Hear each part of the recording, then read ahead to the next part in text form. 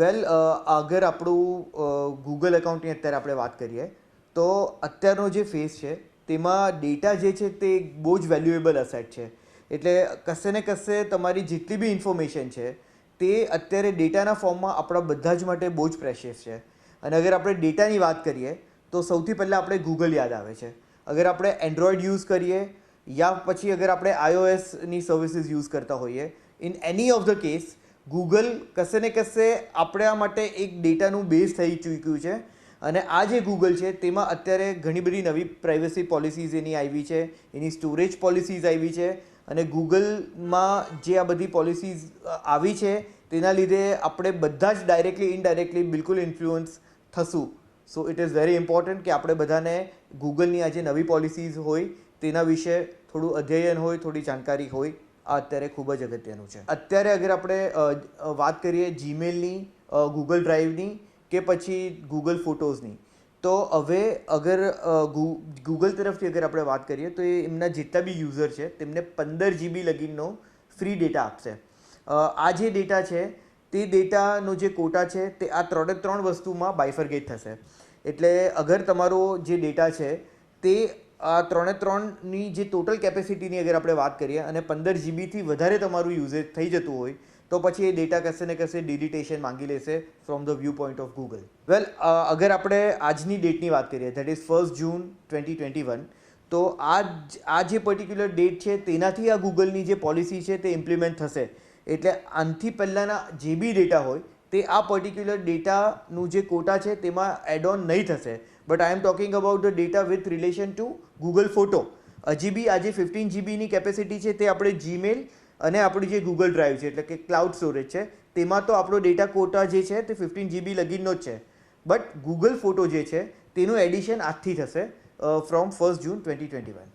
વેલ આમાં કેવું છે કે આપણું જે અકાઉન્ટ છે તેમાં તમારી જે સમજો કે ઘણા બધા યુઝર એવા હોય જેના મલ્ટિપલ અકાઉન્ટ્સ હોય છે.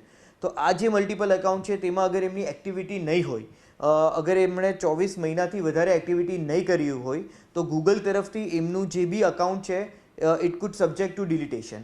એટલે અગર તમને તમારું જે અકાઉન્ટ છે તે ડિલીટ નહીં થવા દેવું હોય then you have to be active. એટલે તમને તમારા જે બી અકાઉન્ટ છે તેની અંદર કશે ને કશે કોઈક ને કોઈક રીતની એક્ટિવિટી કરવી જોઈશે. તમારું અગર આપણે ડ્રાઈવની વાત કરીએ એટલે ક્લાઉડ સ્ટોરેજની વાત કરીએ તો તમારું ગૂગલ ડ્રાઈવ, તમારું જીમેલ યા તો ગૂગલ ફોટોઝ જે બી એસોસિએટેડ હોય એ પર્ટિક્યુલર અકાઉન્ટ સાથે તેની અંદર તમને કંઈક ને કંઈક રીતની એક્ટિવિટી કરવાની રહેશે. અહીંયા એક બીજી ઇમ્પોર્ટન્ટ વાત હું તમને એ કહેવા માંગીશ કે ઘણી બધી જગ્યાએ એવું હોય છે કે લોકોને એવું લાગે છે કે આ જે ડેટા છે તેમાં તમને જે એક્ટિવિટી કરવાની હોય છે it could be in relation to your device. પણ એવું નથી. Device is a different thing અને accounts is a different thing. તમારો જે બી પર્ટિક્યુલર ફોન છે તેની અંદર મલ્ટિપલ અકાઉન્ટ હોઈ શકે છે અલગ અલગ ઈમેલ આઈડીનું. તો અગર તમે એવું ઈચ્છતા હો કે આ જે બી બધા પર્ટિક્યુલર અકાઉન્ટ છે તે ડિલીટ નહીં થાય તો તમને એ હરેક અકાઉન્ટની અંદર એક્ટિવિટી બતાવવું પડશે. ન કે એક પર્ટિક્યુલર ડિવાઇસમાં તમારી એક્ટિવિટી હોય. ઇટ ડઝ નોટ ઇમ્પ્લાય કે તમારા જેટલા બી અકાઉન્ટ એ ડિવાઇસમાં છે એ બધામાં એક્ટિવિટી થઈ. તમારું અકાઉન્ટ અગર ડિલીટ એટલે when it is subject to deletion from the view point of Google તો એ તમને મિનિમમ 3 મહિના પહેલાંથી એક નોટિફિકેશન આપશે. એ તમને અલગ અલગ એવા લિંક્સ બી આપશે કે જેમાંથી તમે પર્ટિક્યુલરલી તમારો જે બી ડેટા છે તે કોઈક અલગ રીતના બેકઅપ એનું લઈ શકો. May be on your Dropbox કે તમારા કોઈ બીજા ડ્રાઈવમાં કે તમારા હાર્ડ ડિસ્કમાં. એના માટે એક બહુ ઇમ્પોર્ટન્ટ લિંક છે જે તમારું આઈ ગેસ કે તમે તમારું આ જે બી પર્ટિક્યુલર વિડીયો છે તેની સાથે તમે નીચે બતાવી દેશો.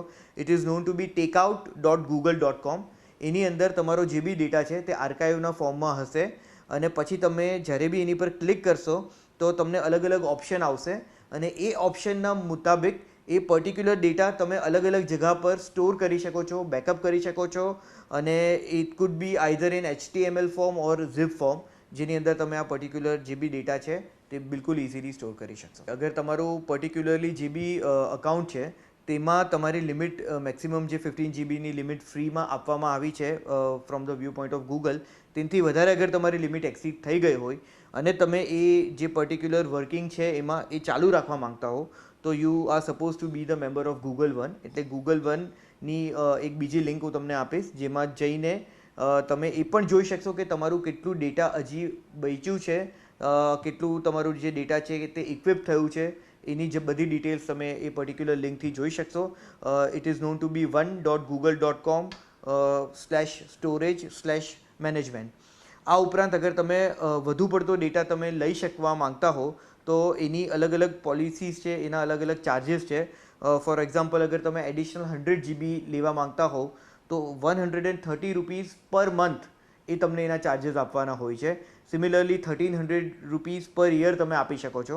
અને અગર 2 TB જેટલો તમે એડિશનલ ડેટા લેવા માંગતા હો તો ₹650 પર મંથ ઓર 6500 પર યરના જે ચાર્જિસ છે તે તમે આપી શકો છો. કારણ કે આ જે પોલિસી છે તે જનરલી તમે એન્ડ્રોઈડ યુઝ કરતા હો યા iOS સર્વિસીસ એ બધા માટે ઇમ્પ્લિમેન્ટ થઈ ગઈ ચૂકી છે. પરંતુ આનું એક એક્સેપ્શન છે, that is the user for Google Pixel. તો ગૂગલ પિક્સેલના જે પણ યુઝર છે તેમાં પણ અગર આપણે એક વધુ બાયફર્ગેશન કરીએ તો પર્ટિક્યુલરલી પિક્સેલનો જે 3A ફોન છે ત્યારબાદ એથી અત્યાર લગીન, that is including Google Pixel 5, ત્યાંના જેટલા બી યુઝર છે તેને ગૂગલ ફોટોનો આ જે બેકઅપની જે જીબીની લિમિટ છે તે લાગુ નથી પડતી. તેઓ પોતાના HD રિઝોલ્યુશનના જે બી ફોટા છે તે આની સાથે બિલકુલ શેર કરી શકે છે.